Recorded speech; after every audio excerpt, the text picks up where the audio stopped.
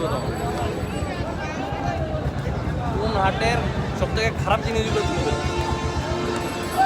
যাতে হাটগুলো ঠিক হইতে পারে? আমবাড়ি হাটের খারাপ জিনিস কিন্তু ওইটা সব সব ফায়দা ছিল না এতে ঝগড়ার সময় ভিডিও করা লাগতো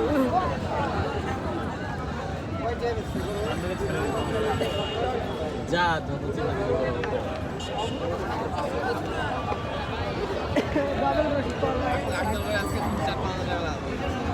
অতগুলো না খেলে 2000 টাকা করে হ্যাঁ অতগুলা না অতগুলা খাবে 2-3 হাজার টাকা খাইছে না 500 টাকা করে ধরো কটা বল খাইছে